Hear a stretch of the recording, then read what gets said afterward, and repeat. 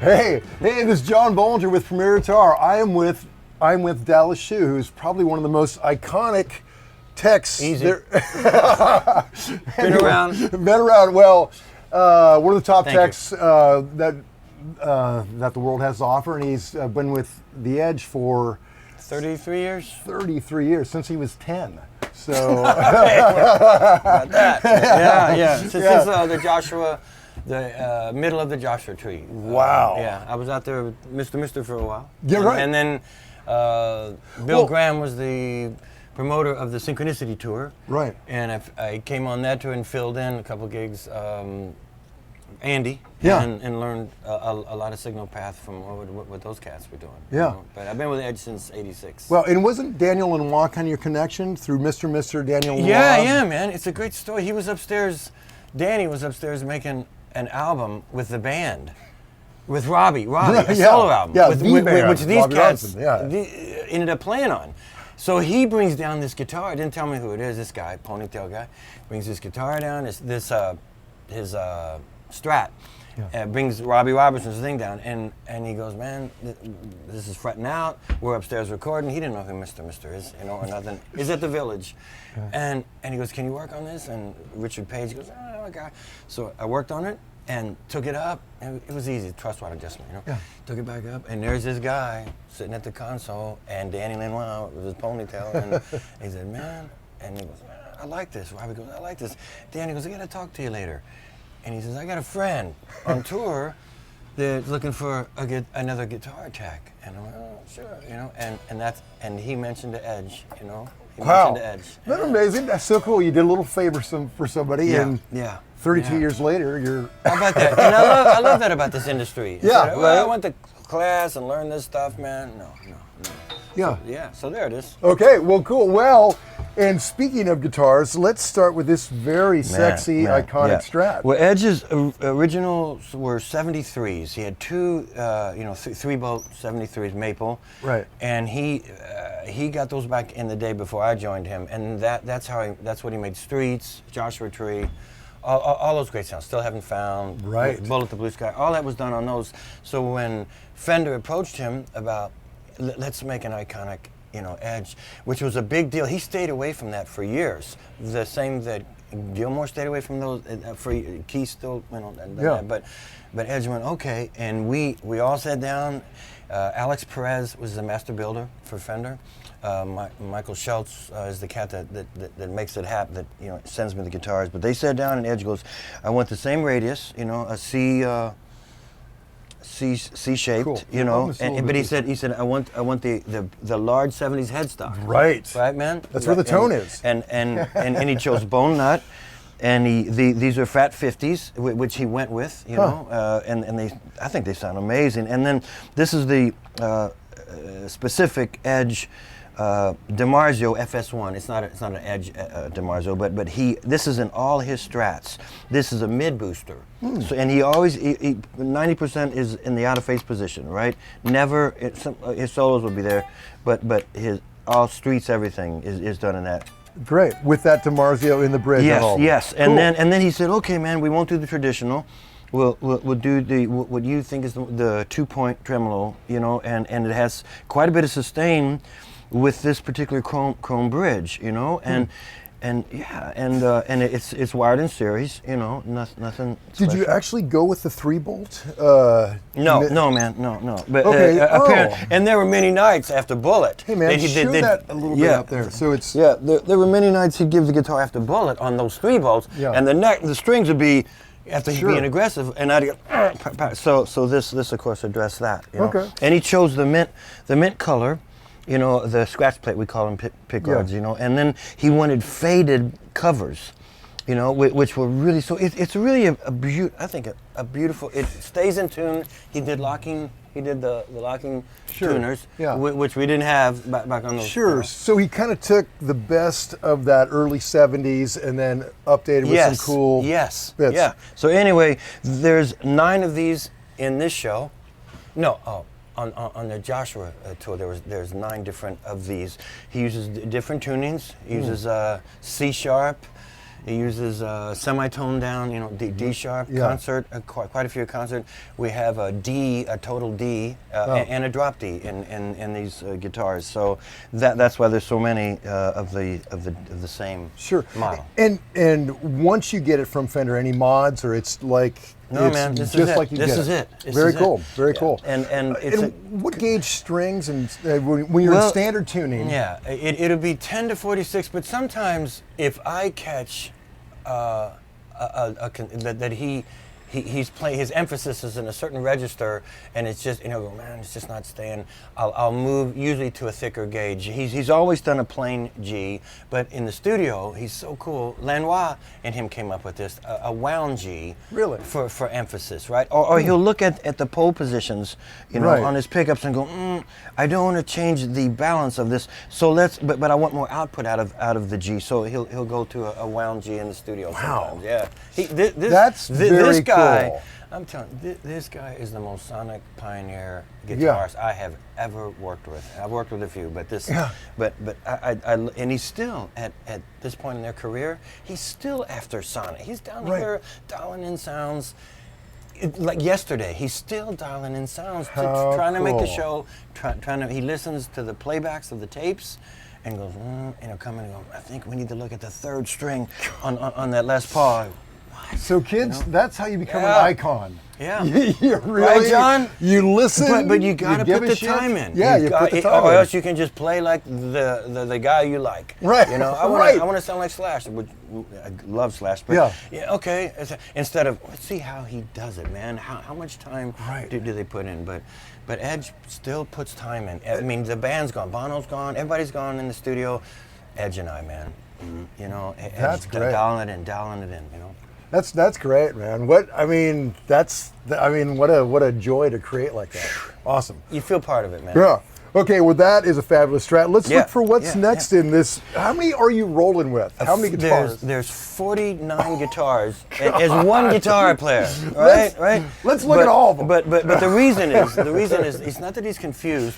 Is if Bono, you know, and let's try a war song, a boy song. He doesn't just play one of. Yeah. Where's that guitar that I used? Really? So that's why. So there's so many, and he plays 23 in this show, in this particular show. There's 26 songs in the set. He plays 23 different guitars. Oh, there he is with his Ricky again. No, there's 4 Rickies, you know, and different tunings as we've discussed. So all song specific. Yeah. So you got to carry so many because you know he's song specific. Yeah.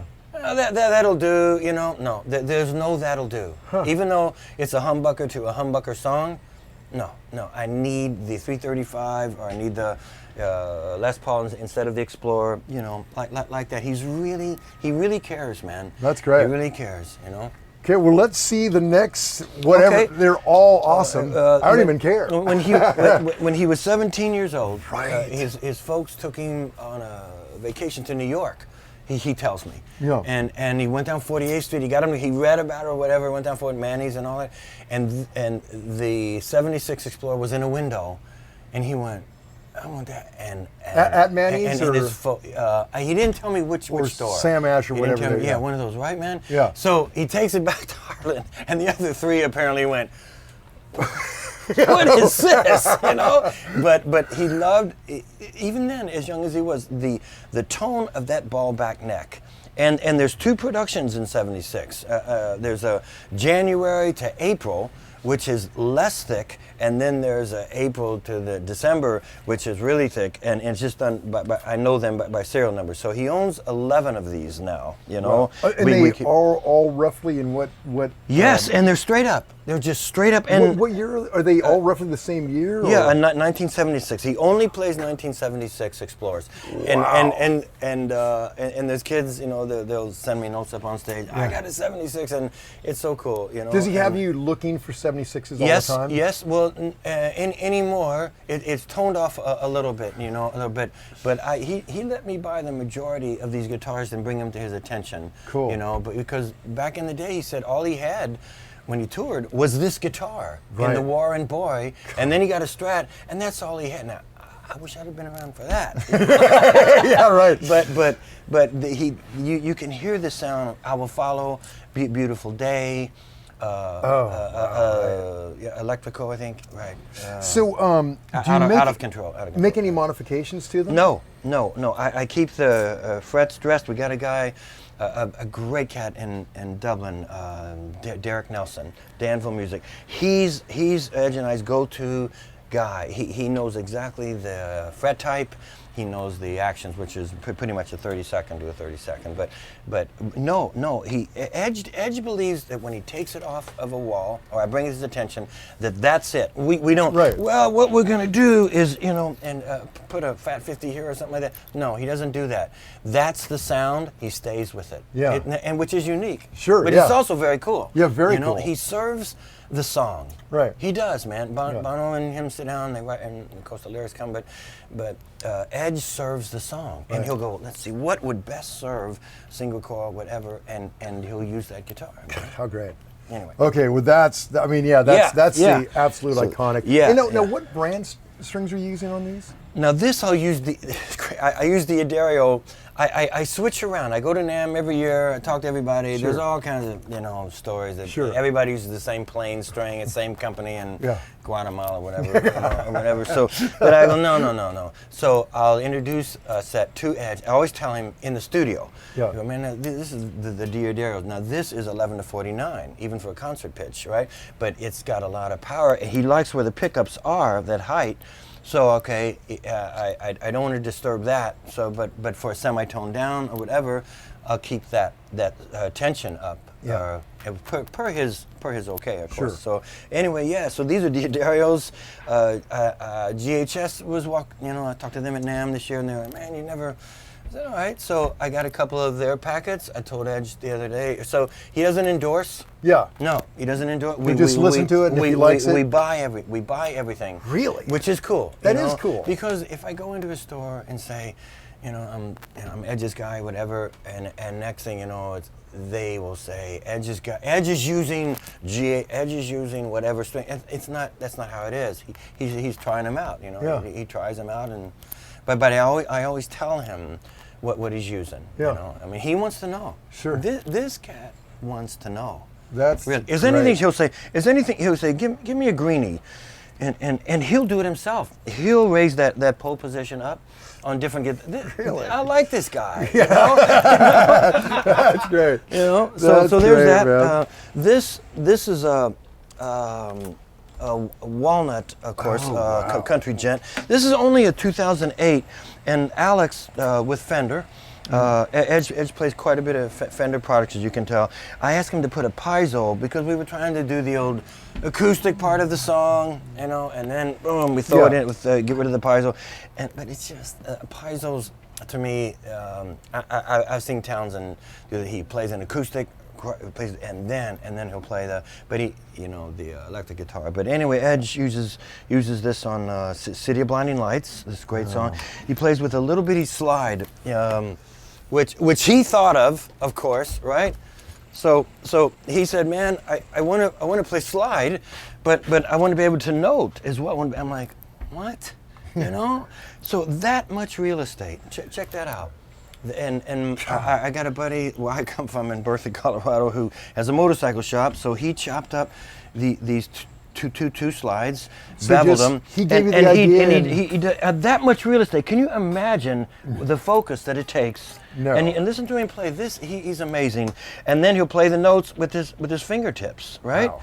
And how about that? So anyway, do that in front of tens of thousands or millions. And you know how it's easy to mess up on slide, Yeah. and he doesn't mess up. God. So anyway, there's That's that. great. And we've got 6 of these in the different 63s, right? This once belonged, according to the seller, once belonged in the Stephen Stills camp. Really? Years and that's a ago. 63, you said? Yeah. 63. Wow. He's got 67s. Love that. This is his go-to. This is Mysterious Ways. Gone. This is a 1966 33012. He always liked Townsend's punk. I think he played 3306s as well. I don't know. But, but anyway, it's a very this guitar. He uses that on jangles. Mysterious Ways? Yeah. But does that get that kind of wah? Yeah, and because the 12 strings hit the auto wah a certain way, and unlike a 6-string, that's why you get that dive. Wow, wow, Wow. Edge came up with that sound. Man. That's how he did it. Yeah, right, man, right.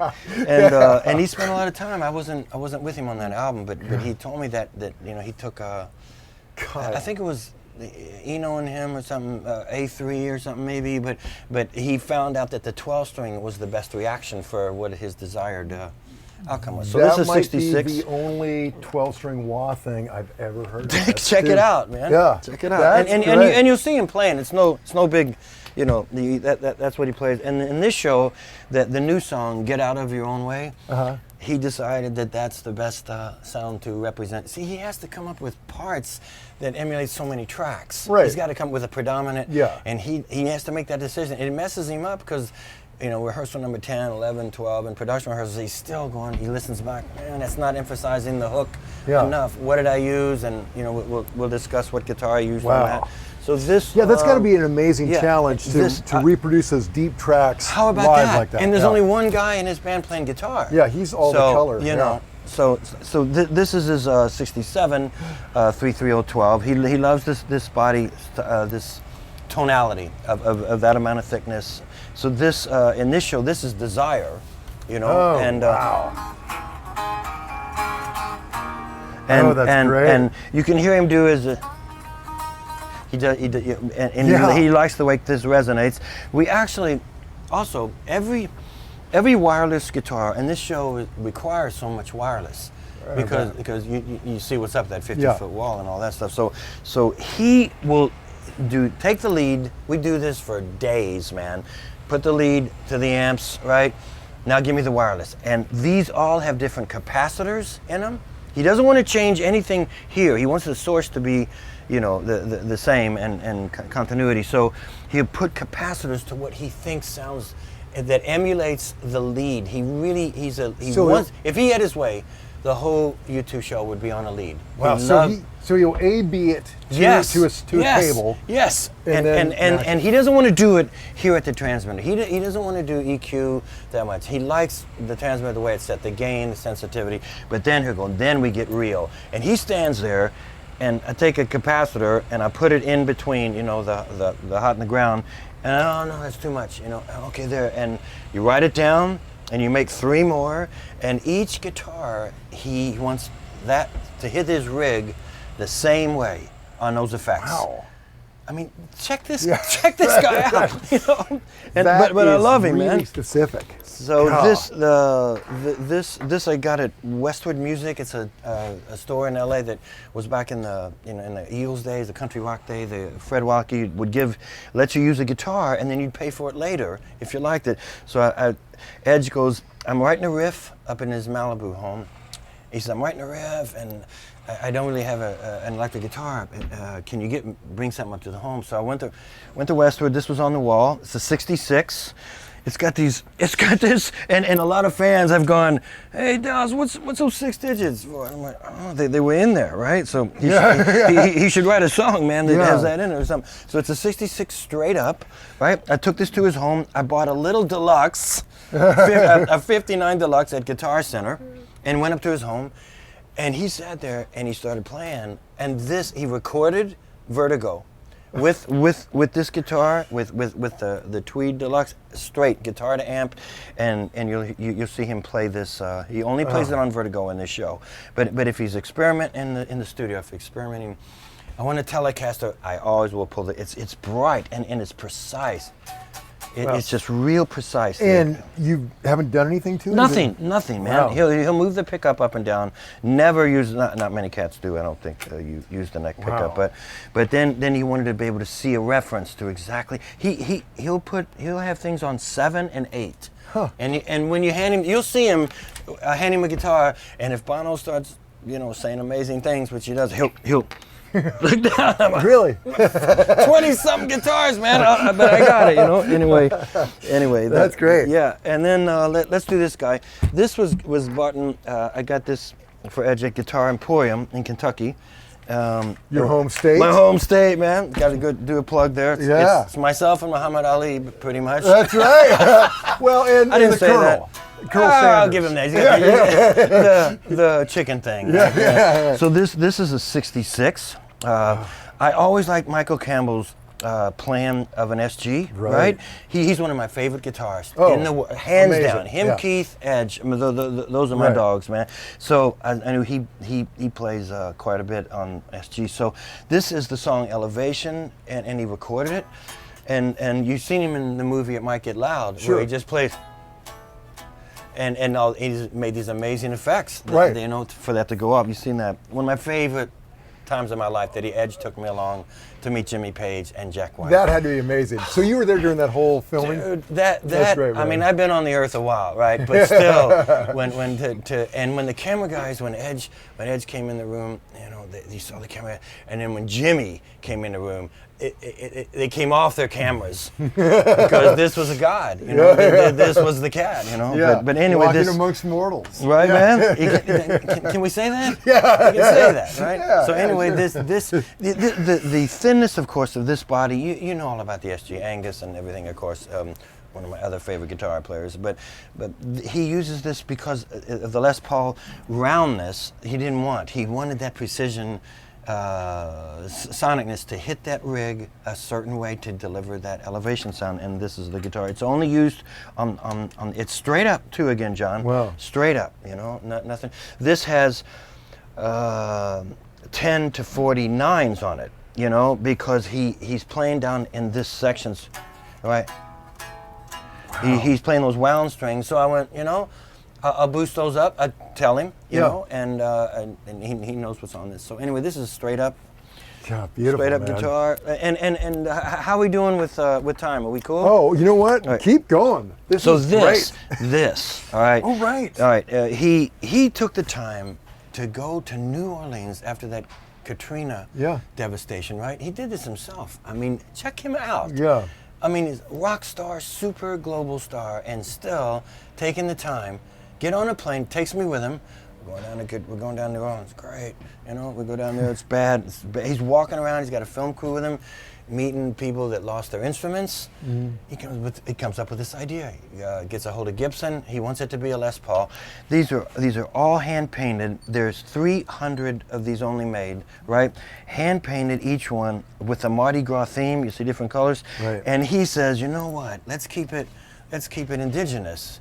I'm like, what? And he's like, only the trees that were affected in the hurricane, he had Gibson take pieces off of the trees, put it on the truss rod cover, the scratch plate, the toggle cover. These are all trees from that devastation. And, and he played this is a big number. The Music Rising Gibson uses it on the song One, you know. Uses on the new song American Soul.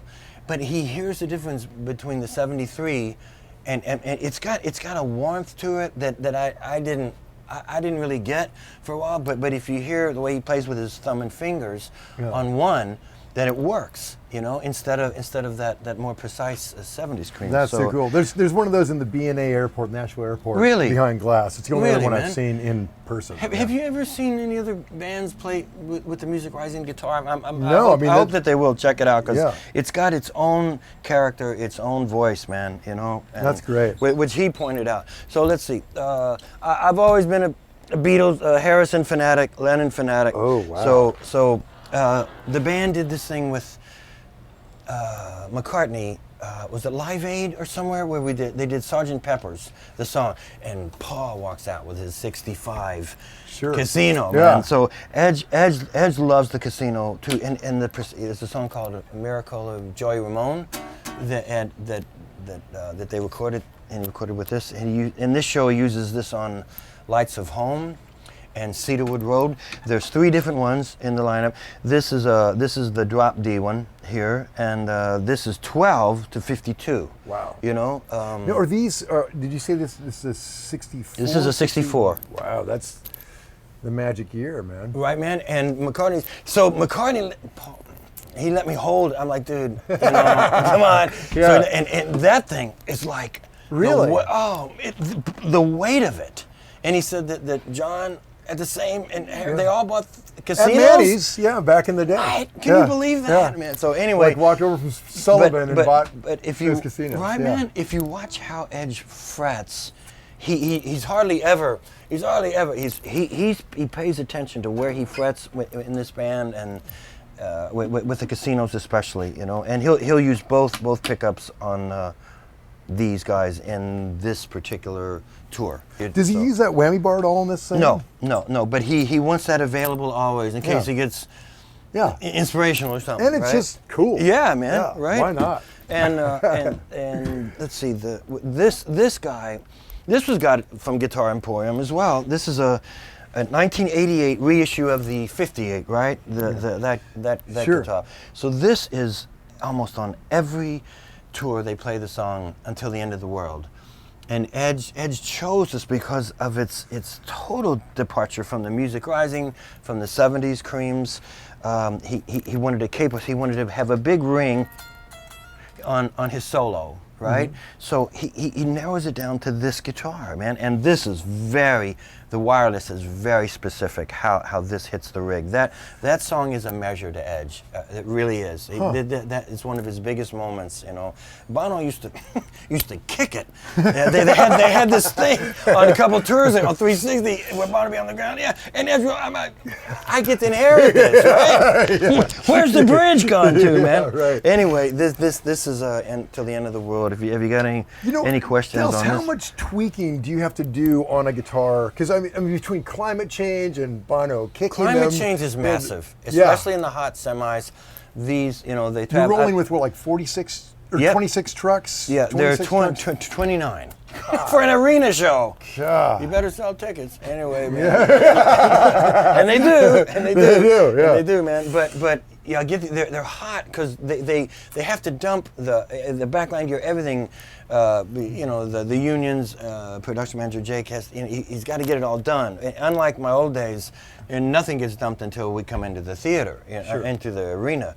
So these sit out in the hot sun. Sometimes they come in, and next thing you know, most of them are flat. Some of the necks have reacted, and I kind of factor in. I have to prioritize before sound check, thinking what do they usually sound check? Those guitars, and it's so often that the woods have relaxed, you know, and I have to put tension back on them, you know. Wow. So it's mostly truss rod adjustments. Yeah, mostly truss. I never mess with down here. Never. He spent most of that time with the action. I just want to get that action back with a truss rod adjustment. Yeah.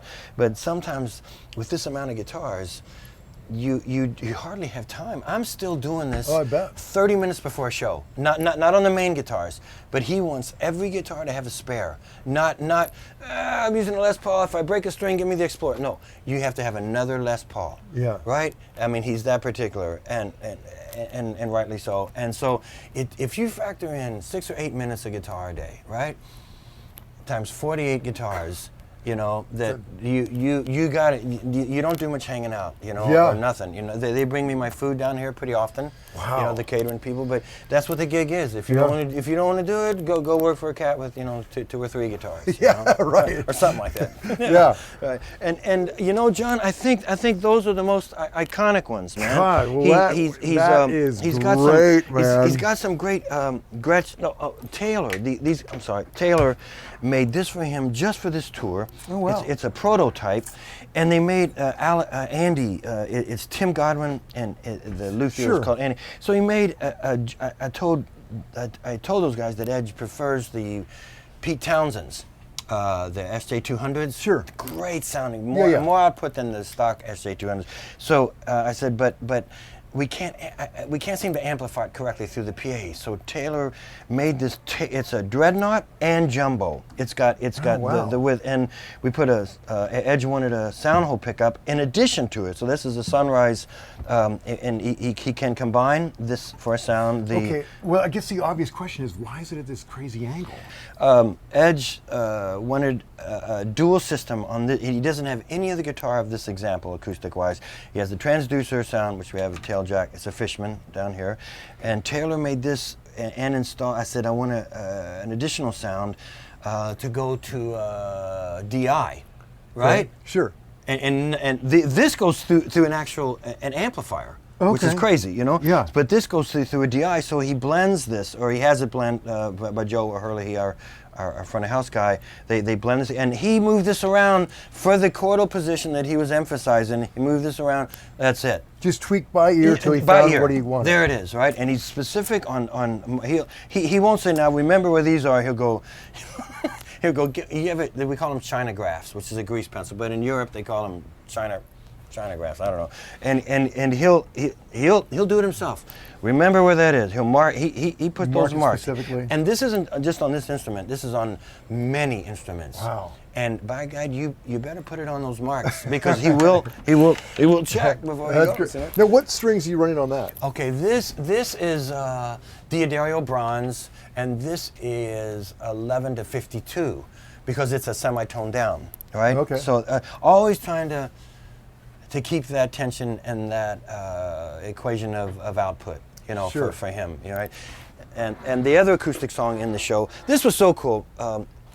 Their good friend Bruce Springsteen, right? Bono and Edge and the band, and Larry and Adams too.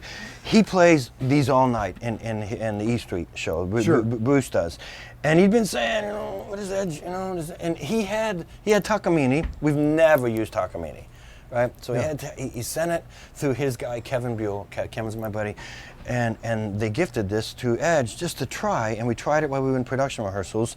And Edge has never been one for EQ. He likes pretty much the sound going down to the tail jack, except for that Taylor. So anyway, this is the song "Staring at the Sun," and it's got such an even response, you know, and a consistent response, right? And he's never played this brand before. David Vincent sent his Sanatorium, and through Bruce's gift wish. So there it is, and this is concert, so this would be 10 to 49. I kind of always keep a thicker string on the low, because he usually he calls it it's a drone.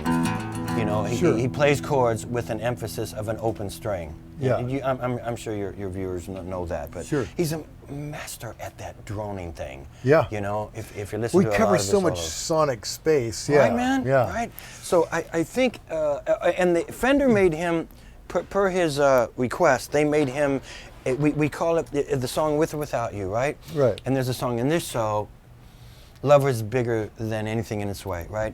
And anyway, back in the With or Without You, on Days, this guy, friend of Danny's, Michael Brooks, and Edge and him sat down. They wanted a sustaining guitar. What? You know, because back in my days, there was a thing you put on the back of the headstock, it was to put sustain. I don't know if you remember that. The fat Meanwhile, head. your neck was like, but hey, I do you know, remember this. you Like they like to call the I fat bought hand 'em, or right? something. Yeah. So I got him fell some for of those with that. But yeah. anyway, they came up with this vibrating the strings, and he could play notes. So he had an audio output, and then you had a power output to vibrate the strings. This was an outboard piece, and that's the With or Without You sound, all that beautiful reverb at the beginning. Yeah. So then Fender last year made him their version of that capability with one output. Does it cop the same? Yes, tone? and then his friend Ed O'Brien, Edge's friend from Radiohead. Yeah. So he's The new he sustainer, Sent, yeah. another Fender product. We did a review of that. Yeah, and guitar, this is also a comparative piece that Edge bases on. It's a little thicker neck than he's used to, but apparently Ed O'Brien has some big hands or something. Yeah. I don't know, but the way he uses this guitar, and I don't have the other one with me, the Fender. He keeps it off, the sustain part off, which is this particular part that's dedicated to that output, and then he'll roll it on as he plays, man, and it's an art, and you'll see him. He's not Cleveland, you know. He you know, man. He's dialing it in, man, dialing it in, and to hear and I got him in my mix, of course. So to hear what he's doing, even in a live application. Yeah. So anyway. Yeah, it's like alchemy, man. That's great. That's the word I was looking for, but I never used that word. You know? Okay, So that anyway. is an amazing rack. I think we should jump into amps. Okay. Yeah. Okay, so the stage is totally clean. There's no amps up there. So Correct. how do you? And that's an aesthetic decision, right? I can't talk about that. No, man. So the band decided they put so much into this imagery connection to their show. Sure. For each song, which other bands, let's say, don't do it that much. Yeah. These guys want to present it in an evening of experience. I mean, Sure. really. So they were like, we want to see as much art and as much association that interprets the song. And you can't do that with the Marshalls going across or the Voxes. Sure. So let's remove them and see how it sounds. Let's do it, right? So they came to the conclusion that Dallas would have all the amps down in my area, right? I bet Great. that- But I never have any visitors. I bet that does get loud. Oh man, it's so loud. And my tuners, especially on the hollow bodies, the Rickies, Yeah. the Walnuts, the Gretsch, all that, any hollow body, the casinos, the tuner is going, Sure. So it's a real thing. I have a sensitive, I have a snart on the headstock. Yeah. I got my machines, my Petersons, and I just do it all, and it's blaring down here. Yeah. Blaring. Got it. And it's tough for the monitor mixer. He's down here too, right? Totally not on the side. It's totally unvisual. He's relying on his monitor, and Edge can talk to him in his headpiece. But anyway, so they're all behind this padded area to try to cut down on the ambience, the delivery. I see some wonderful vintage Fender tweeds. Every amp that he uses 5 amplifiers in the show, all combos, right? Really? Now the cool thing to do was that when they did the Spider-Man thing on Broadway, there wasn't any real estate on that stage, so he said, what do I use mainly in these songs? I said, deluxe. So we had Fender chop ahead, and put the 112 in a cabinet, and a mic on it, and it couldn't be bleeding into a case, right? But he wants to hear the wood. He wants to hear the wood he wants this equation. Yeah. As you well know, that chassis and this wood, the Tolex, everything is part of the equation per combo amp, per the old ones, right? This is a Harvard. So these out here are my spares. If things hit the fan, they're 1956, 1959, man. Something's gonna happen, Sure, right? They're yeah. not meant for 12 hours a day. They're really not. Danny Lanois gave Edge this amp. He used it as a pedal steel. Right. Danny did. When right? we did a rundown on right, man. on Lanois, he was running. It's a 10-inch, Wow. 10 watts, right? The deluxes are usually 12 to 15, and anyway, these are my spares, and his main amp. Besides the Vox is the Edge Fender Deluxe, which really? is and I got it up on stage. Great. He's got one back here.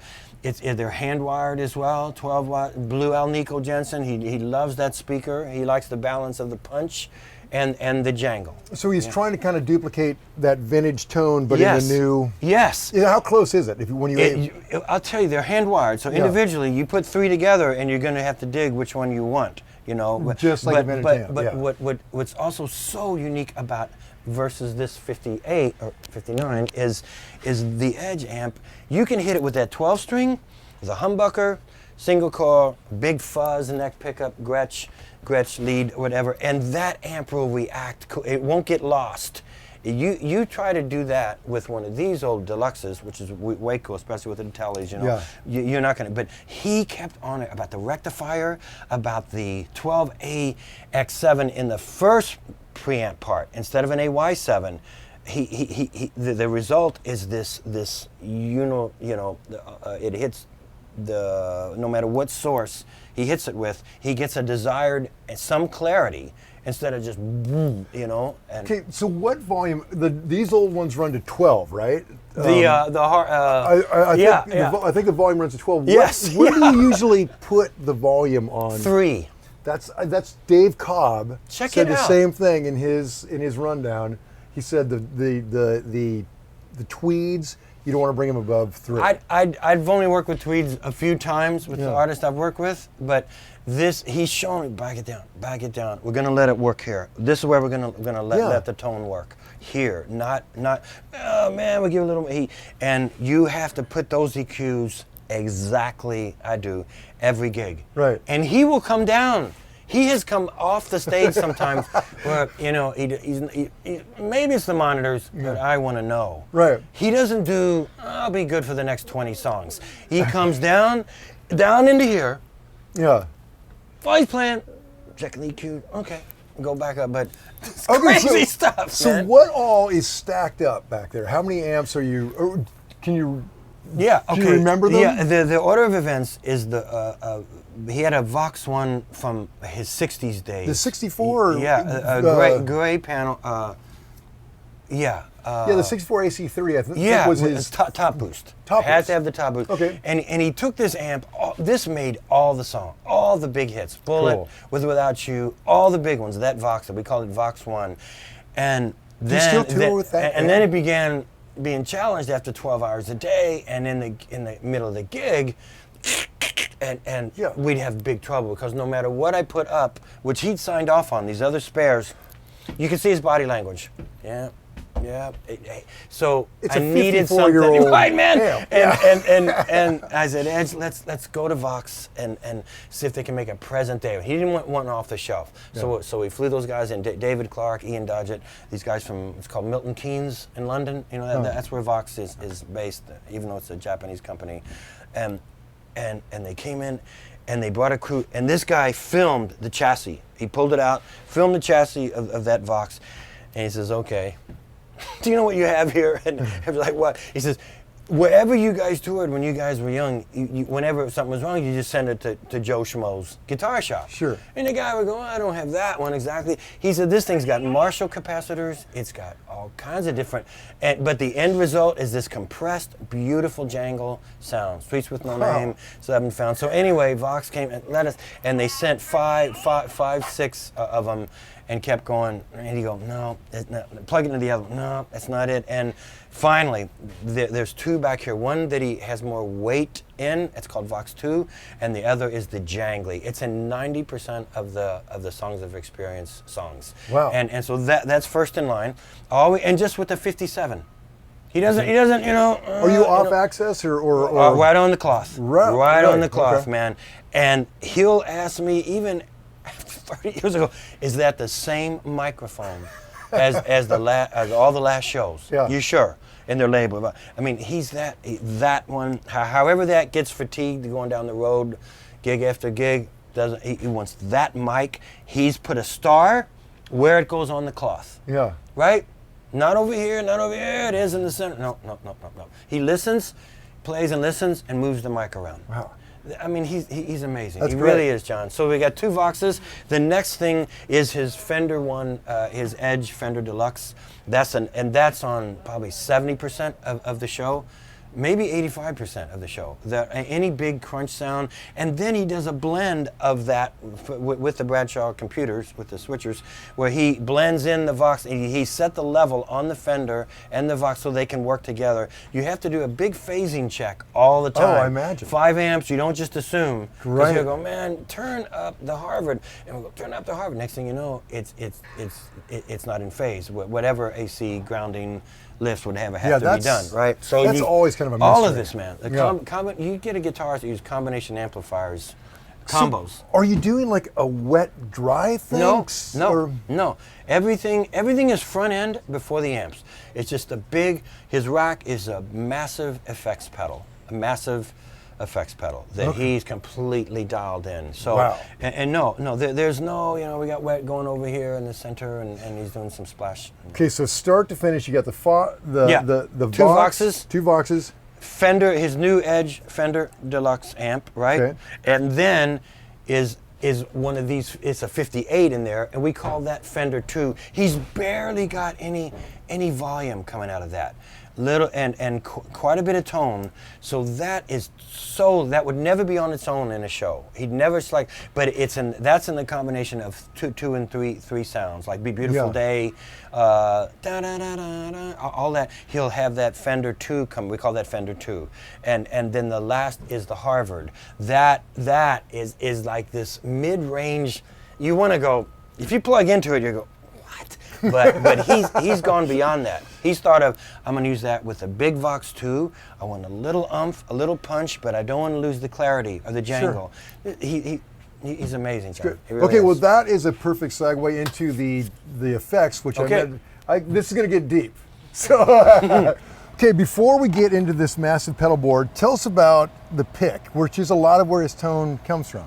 Can't discuss that with you. All right, man. So I don't know when it started. When I joined him, he was using this blue nylon pick, right?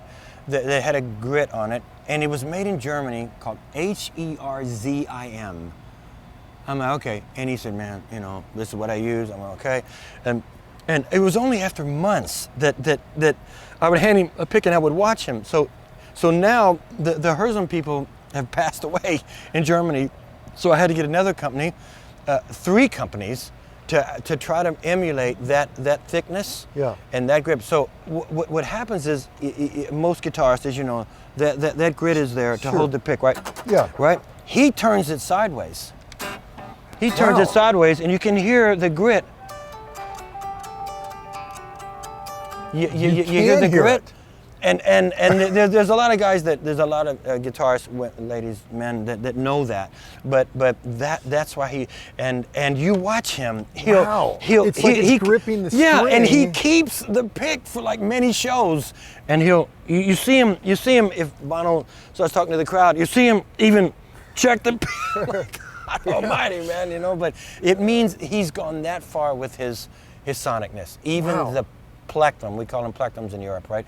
Is essential to his sound, and then like we talked about, one, you know, is all it's all done with the thumb and fingers. You know? So I know this isn't groundbreaking. But actually the grit on the string, that is kind of amazing. I would never think of that. And when I joined him, I think this was the song that he showed. That you can hear it on. Here, open up this one. I want people to see that. Right. Yeah. Hear the grit? Yeah.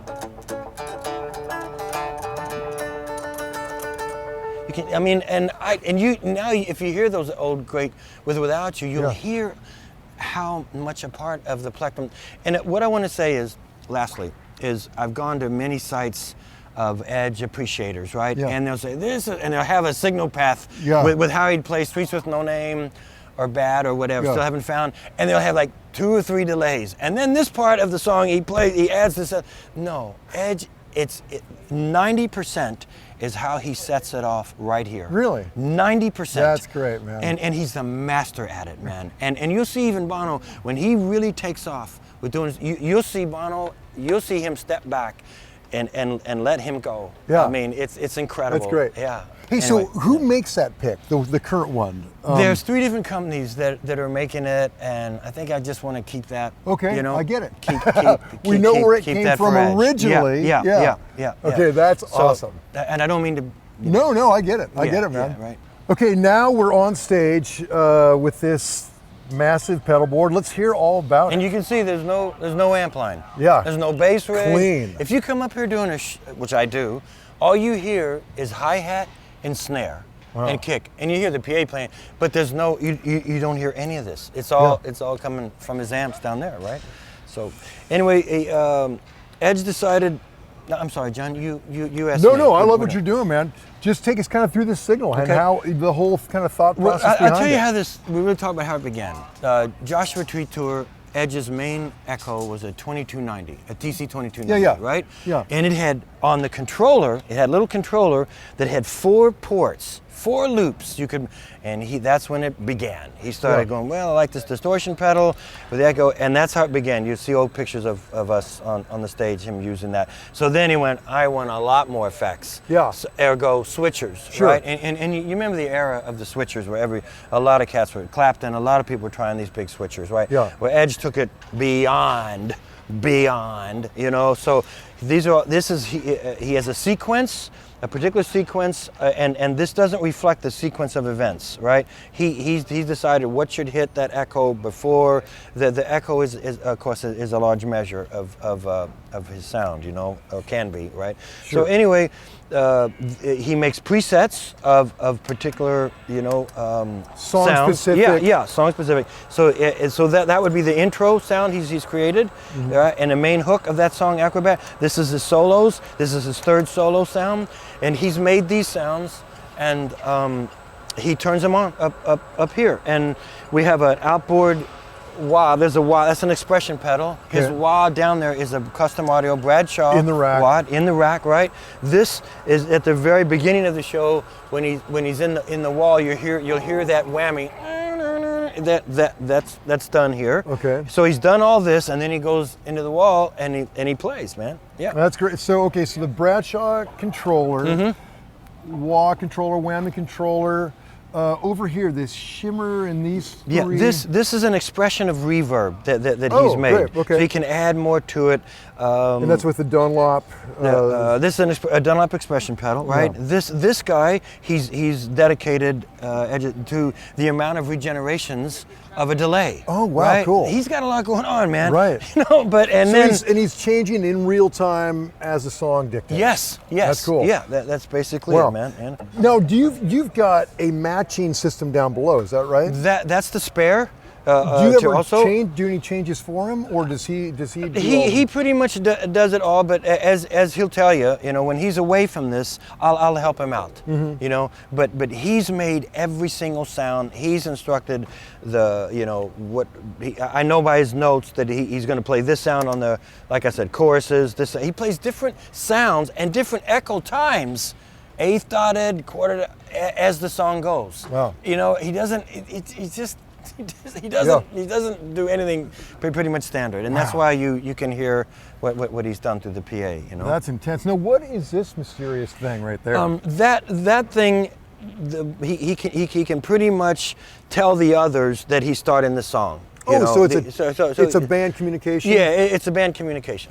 Okay, so here's the controller, but let's talk about the effects in the rack. Okay. Now, I realize they're kind of buried under, and we can't get to them right now, but can you remember what's there? Because it's a lot of stuff. Oh, yeah. Edge chooses, we carry so many pedals from the old days, Joshua days.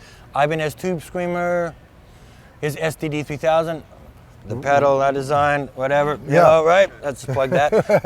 Good for you. So he uses a 2290 effect as well. So he's got the STD 3000, which is a global output only. Which they stopped making in the 80s, right? Yeah, correct. And it was a studio piece, and that was his benchmark, man. Which I think Daniel Lanois has tours of too. Yes. And the Memory Man, he's got pictures of him dialing in different lengths of tightness of echoes, going to it in between songs. He's got little marks back in the day before I came on. Wow. So anyway, he's got his delay sounds are the 2290, the SDD. Now the 2290 he loves so much because he can control the output and the input of that. Whereas an SDD, it's global. That's what you get, all night, Sure. So he loves that. So then he has quite a few distortions.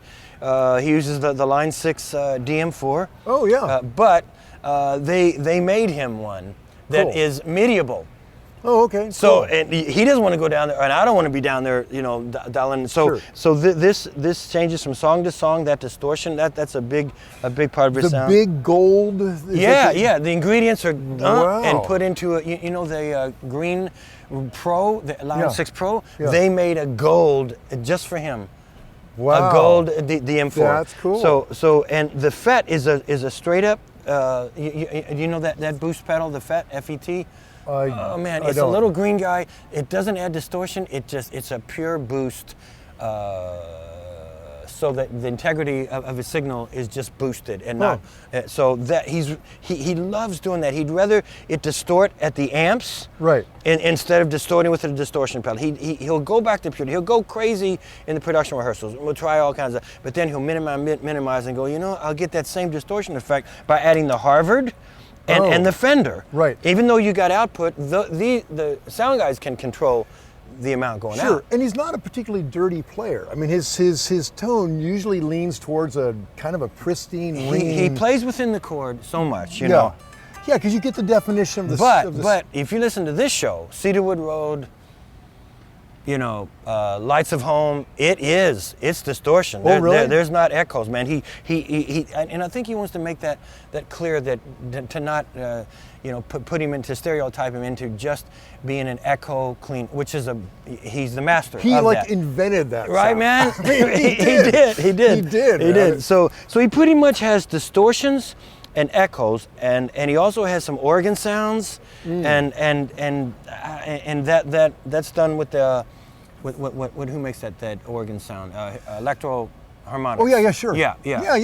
So he discovered that on his own, and he discovered the diamond vibrato piece. That purple and oh sure. But everything is subtle. You'll never see the balance wet, wet, wet. It's all subtle, you know, because he doesn't want things to get in the way of his objective sound, you know. So anyway. So what would you say his main go-to overdrives are?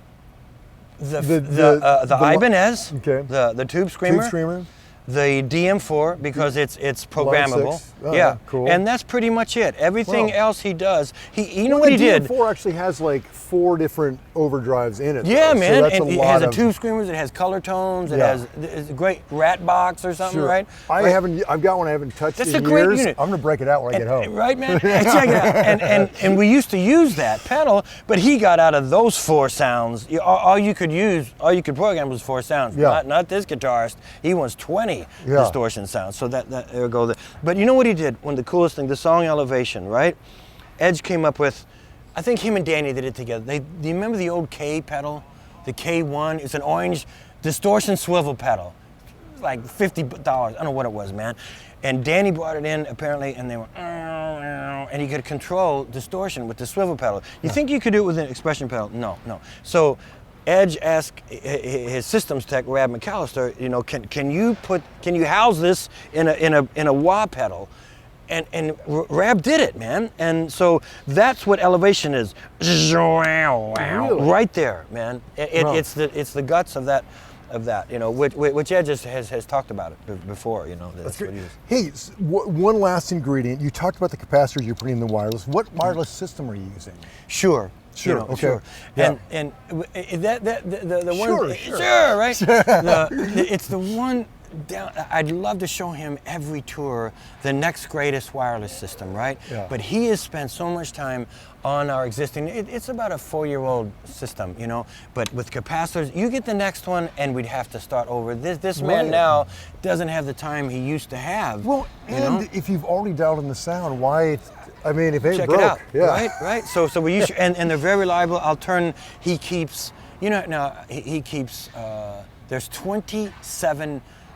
24 belt packs in this show. God. And so what I'm saying, John, you cannot be a boozer or a partier and take care of this guy. Yeah. You can't. Wow. You gotta be on your game. I can't imagine how much you spend on batteries in a year. I don't even try. Even if the batteries show 3 marks still, no, because when he's out there or inside this massive wall, there's no plan B. Yeah. It better be on, you know. Yeah. There's no plan B. And there's one thing I got to say to viewers is, with the amount of guitars you've learned that I take care of, the amount of responsibility to make sure all the sounds are ready down there, I'm always thinking, what if, even after 40 years I've been doing this, what if this happens? What not plan A, man. Right. Works, let's go eat. No. You're always thinking while he's running, if he pops this string, how far away is that other Explorer? Is the transmitter hot? Have I tuned it today? You always are you're staying with your department, and I want to say that because professionalism, right? I'm not boasting. I'm just saying, if you really want to get to this level of taking care of a great artist like this guy, that anybody would love to take care of. Any tech would love to take care of this guy. He's humble. He's so humble, man. You know, if something's wrong, this is what I get over here. You don't get. You don't get that. You know, because there's no use introducing drama. Yeah. You know, but let me tell you, if one of those effects fails in the preset, they're all normaled so that it will not stop the audio, you know, altogether. And you know how many pedal boards you've done where everything is chained up, and that's great. Yeah. But man, if you lose one of those pedals, to my knowledge, you're going to lose your audio. He doesn't want to take that chance. You know? Wow. Yeah. Well, Dallas, I can't thank you enough, man. You are a badass. This was a pleasure. And these guys, man. I mean, these guys are great. The dream team. You got the A team. The other thing is, I want to say, that rig rundown, even after, I've told you, many years I've been doing this, all these guitar, Prince, anybody I've taken care of, right? I still learn from Rig Rundown. Yeah. Go, wow, look at that. Or I'll see his workstation and go, what is that tuner? What is that? And I'll check it out. Yeah. I will check it out, That's man. the thing about when it's like a passion, that's what we do. We just like want to If see I'd where have it had goes. this coming up instead of being on the side of the stage with the headliners, and I'm with the support band, Firefall, whoever I was with, and me watching those techs, watching those guitar roadies, what they did. If I'd have had Rig Rundown, I could have come to the next party with, man, this is what you need. This is what you need. Right, but I just want to say what a great, and is it Sean? It was Yeah, Sean's idea, right? Yeah, our editor-in-chief, yeah. Anyway, guys, thank you for listening to all this. Yeah, I loved it. Hey, everybody, thanks for watching the latest Rig Rundown. Guess what? Every week we upload a brand new Rig Rundown to premierguitar.com a full week before it's available here on YouTube. So to get your gear fix as soon as humanly possible, go to premierguitar.com/Rig Rundown. And while you're there, be sure to sign up to get an email notification so you're the first to know as soon as each week's new Rig Rundown is available. Cheers, see you soon.